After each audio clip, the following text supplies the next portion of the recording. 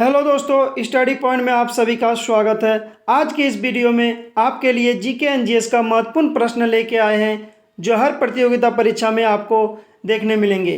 तो शुरू करने से पहले अगर आप हमारे चैनल में पहली बार विजिट कर रहे हैं तो प्लीज़ लाइक एंड सब्सक्राइब जरूर करें और वीडियो को अंत तक देखें ताकि आपको बहुत ही हेल्पफुल होने वाले हैं। तो चलिए शुरू करते हैं। क्वेश्चन नंबर 1, निम्नलिखित में से कौन सा विटामिन पानी में घुलनशील होते हैं? ये जो विटामिन है ये पानी और वसा में घुलनशील होते हैं। तो आपको बताना है कि कौन सा विटामिन है इसमें से जो कि पानी में घुलनशील होते हैं। तो इसका आंसर हो जाएगा विटामिन बी।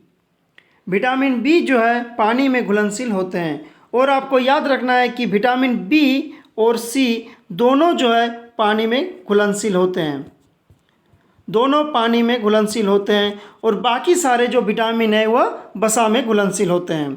अब नेक्स्ट क्वेश्चन, रेबीज के टीके की खोज किसने की थी?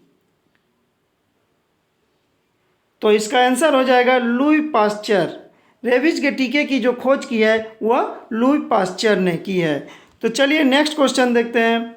यक्षगान कहाँ का लोक नृत्य है? लोक नृत्यों से आपको हर एक एग्जाम में देखने मिलेगा क्वेश्चन। तो चलिए हम देखते हैं लोक नृत्य। यक्षगान का लोक नृत्य कहाँ है? कर्नाटक में है।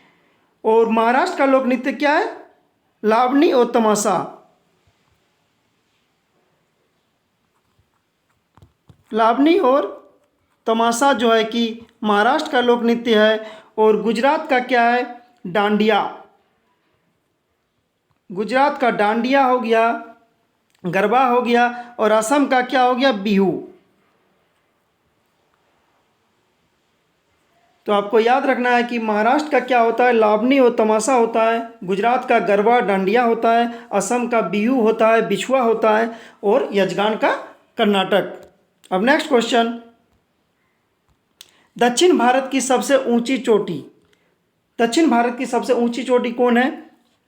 तो इसका आंसर हो जाएगा ऑप्शन नंबर सी, अन्नाईमुड़ी। अन्नाईमुड़ी जो है कि दक्षिण भारत की सबसे ऊंची चोटी है।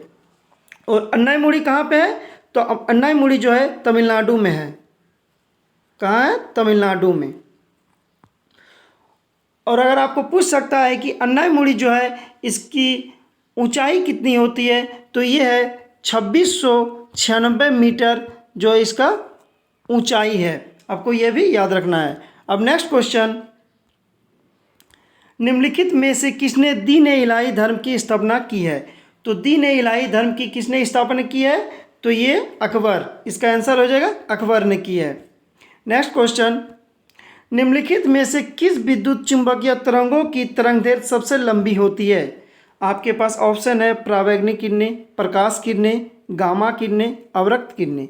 तो इसका जो आंसर हो जाएगा अवरक्त किरणें, यानी कि अवरक्त किरणें का जो तरंगदैर्घ्य है सबसे लंबी होती है। नेक्स्ट क्वेश्चन,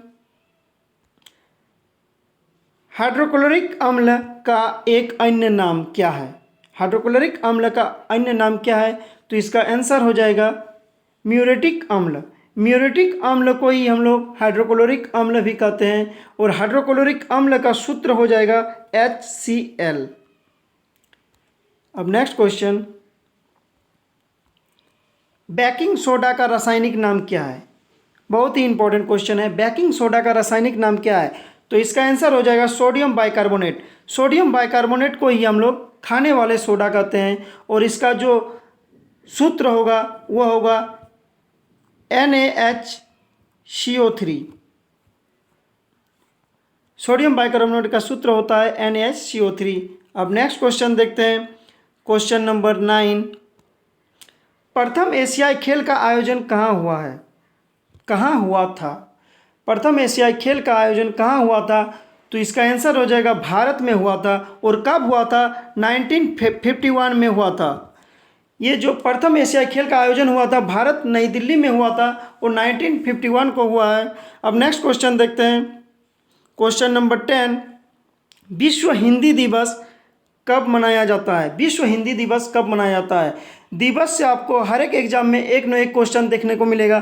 तो चलिए हम 2-3 दिवस को अभी क्लियर करा देते हैं। तो विश्व हिंदी दिवस जो है कि 10 जनवरी को मनाए जाते हैं। और 12 जनवरी को जो है कि राष्ट्रीय युवा दिवस मनाए जाते हैं। कौन सा दिवस? राष्ट्रीय युवा दिवस मनाए जाते हैं 12 जनवरी को, और 9 जनवरी को मनाए जाते हैं प्रवासी भारतीय दिवस। प्रवासी भारतीय दिवस। अब नेक्स्ट क्वेश्चन देखते हैं। लोक लेखा समिति की जुड़वा बहन कहा गया है। लोक लेखा समिति की जुड़वा बहन किसे कहा गया है आपको बताना है। तो इसका जुड़वा बहन प्राक्कलन समिति को कहा गया है, और प्राक्कलन समिति का सदस्यों का जो कार्यकाल है वह 1 वर्ष का होता है। यह भी आपको याद कर लेना है, बहुत ही इंपॉर्टेंट है। प्राक्कलन समिति का जो कार्यकाल है इसका सदस्यों का वो 1 साल का होता है। अब नेक्स्ट क्वेश्चन, संयुक्त राष्ट्र संघ यानी कि यूएनओ की स्थापना कब हुई है। तो इसकी स्थापना हुई है 1945 को। अब इसको फुल डेट भी पूछ सकते हैं एग्जाम में, तो ये भी आपको याद कर लेना है कि 24 अक्टूबर 1945 को संयुक्त राष्ट्र संघ यानी कि यूएनओ की स्थापना हुई है। अब नेक्स्ट क्वेश्चन, किस संविधान संशोधन के द्वारा मतदाता की आयु 21 वर्ष से घटाकर 18 वर्ष कर दी गई है। तो इसका आंसर हो जाएगा ऑप्शन नंबर डी, 61वां संविधान संशोधन 1989। कितना? 1989। अब next question, grand trunk road का पुनर्निर्माण किसने करवाया था। ग्रैंड ट्रंक रोड यानी कि इसी को हम कहते हैं जीटी रोड। ठीक है, आपको इसमें कंफ्यूजन नहीं करना है। ग्रैंड ट्रंक रोड का पुनर्निर्माण किसने करवाया था। तो इसका आंसर हो जाएगा लॉर्ड ऑकलैंड। लॉर्ड ऑकलैंड जो है इसका पुनर्निर्माण करवाया था। और ये कहाँ से कहाँ तक करवाया था। तो कलकत्ता से दिल्ली तक रोड का पुनर्निर्माण कराया था। कौन? Lord Auckland. और एक क्वेश्चन इसी का है कि ग्रैंड ट्रंक रोड का निर्माण किसने करवाया था। तो वह होगा शेरशाह सूरी जिसने निर्माण करवाया था। पुनर्निर्माण किसने कराया। तो लॉर्ड ऑकलैंड। अब नेक्स्ट क्वेश्चन है, कंचनजंगा राष्ट्रीय पार्क कहाँ स्थित है। यानी कि पार्क या राष्ट्रीय उद्यान दोनों सेम ही है। तो राष्ट्रीय उद्यान से आपको हर एक एग्जाम में आपको देखने को मिलेंगे। तो कंचनजंगा राष्ट्रीय पार्क कहाँ स्थित है। तो ऑप्शन नंबर सी यानी कि सिक्किम में है। कंचनजंगा राष्ट्रीय पार्क जो है कि सिक्किम में है।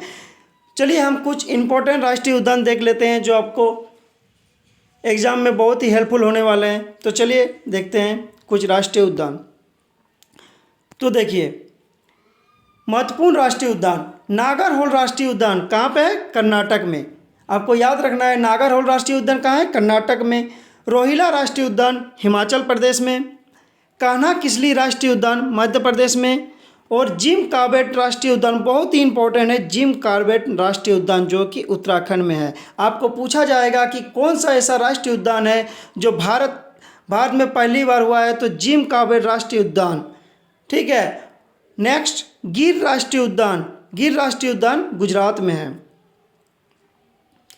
हेलो दोस्तों, अगर आपको हमारे वीडियो अच्छा लगे तो प्लीज़ लाइक एंड सब्सक्राइब जरूर करें। आज भर इतना ही। Thanks for watching.